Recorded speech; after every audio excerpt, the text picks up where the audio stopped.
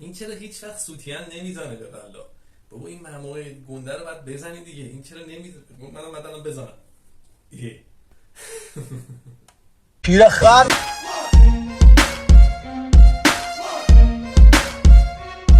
سلام درود دوستان، پارسا هستم، اون کچل جذاب همیشگیتون. ببخشید یه خورده تاخیر داشتیم، اومدیم با پارت سوم دلقک‌های مجازی شاخهای اینستاگرام که تو اینستاگرام چه میگذرد و ما کیا رو داریم خارج از کشور.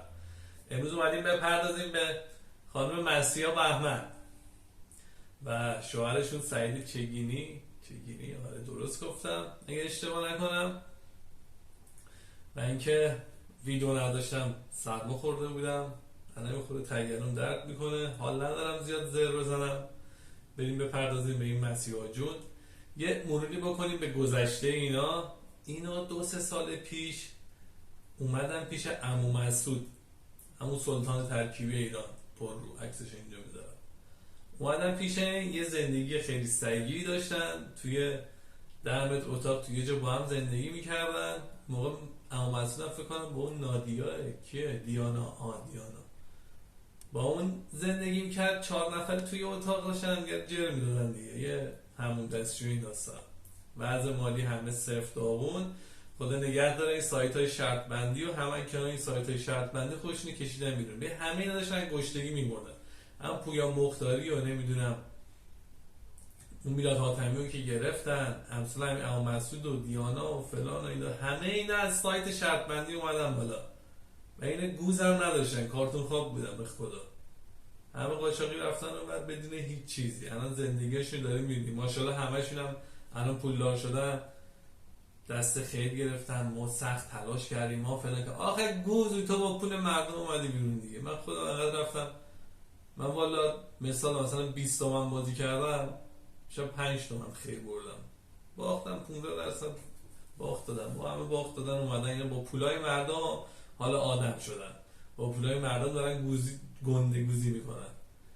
حالا بگذاریم و اینکه این خانم مسیحا بهمن خدا رو شکر این نرفت تو صنعت پرن و این داستانا. خیلی داغونه، خیلی اصلا پاره است. ببین من که میگم زیر 40 نیست سنش، بالای 40 دیگه، خودتون دیدین قیافشه دیگه، ترکیده. بعد من بهش میگم شوگر مامی، یعنی شوگر مامی اینستاگرام ایشونه.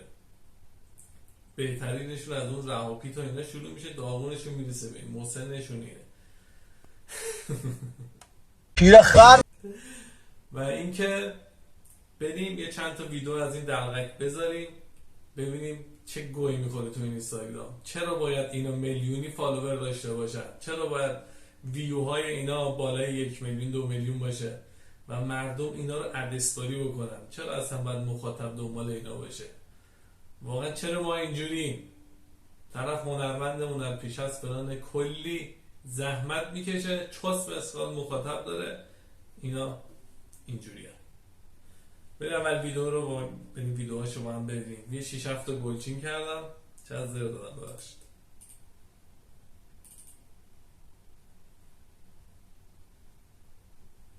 دوست دخترتون خیانتکار نیستن، فقط گلچین‌ها من ببینم ولی رفیقاتون چه شکلیه.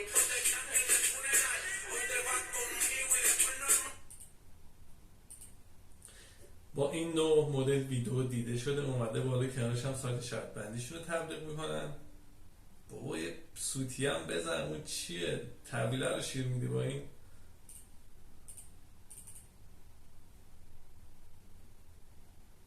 دختر فوز گذاشته در هم باباست.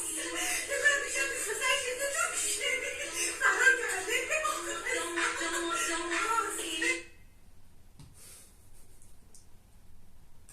کسخاله به بندا. یعنی باید صاحب 2 تا بچه باشه، گوش تلخ. بعضی ویداش خوبه ولی خیلی لود است، خیلی چجوری بگم، این چه ورزشه؟ تا دیروز باید نگران این بودیم که دوست پسرمون نرم تپ. حالا باید فکر این باشیم که دوست پسرمون نرم بدن. بدبختیه ها. یکی دوتا که بدبختی نداریم ما ایرانی ها. اینو واقعا راست گفت. ببین الان جوری شده، ببین واقعا جاها عوض شده. یعنی پسرها رو میبینن اصلا اینجوری تیپ میزنن، این یه وجب شلوارشون بالا، مچ پاشونه تنگ، با سن انقدر ابرو مبرو برداشتن فلان، این داستان ها اصلا موهای تنم سیخ شد. این حرفش قشنگ بود.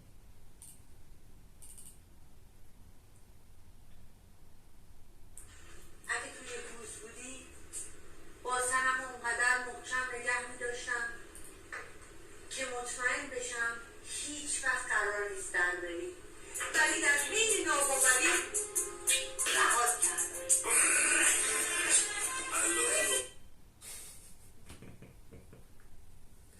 این از بیمزدگیش خندم میگیره خدای کلی. اینا همه جملات این برنامه برمی‌داره میاد ویدیو میکنه، بعد ویدیو میذاره 2 میلیون ویو میخوره، من فشار میاد بهم.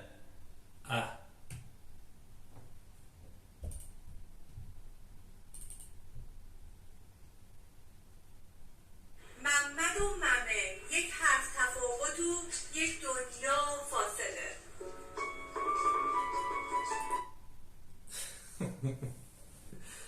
ناموسن تو ممه داری، واقعا تنها آپشنی که داری ممه داری. ممت هم خیلی بده، سایز سوکت بکنم 100-105 این بدن شلو بلاست.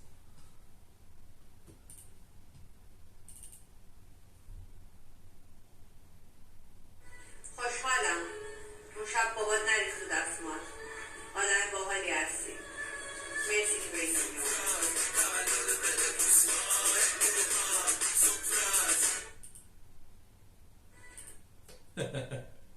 این خدای قشنگ بود. این قشنگ، این واقعا حقیقت رو گفته واسه یه سری واقعا خدا رو شکر اینا پشت کاندوم و تو دستمال اینو نرفتن، متولد شدن. آدمای خوبی هم هست، باحالن. مثل خدا من چه ذوقی کردم.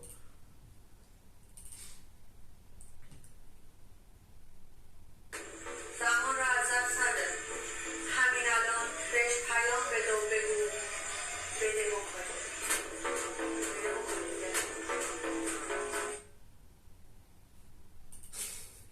این چرا هیچ وقت سوتین نمیزنه به بلا؟ بابا این مموه گنده رو باید بزنین دیگه، این چرا نمیزنه؟ منم بدنم بزنم. بعد تو نمیدونی فیلتر میذاره بعضی جاها، نمیخوام بگم خوشگلا خوب میفته، واقعا خانوما چرا اینجوری هست؟ رخ کارو میدونن کجاست، ما از هر جهت بگیم شبیه گوه میمونیم، مثلا تو ویدیو بعضی جاها چهرش خوب میفته. نمیدونم چی کار میکنی. بریم سراغ آخرین ویدیو با مسیحا جون.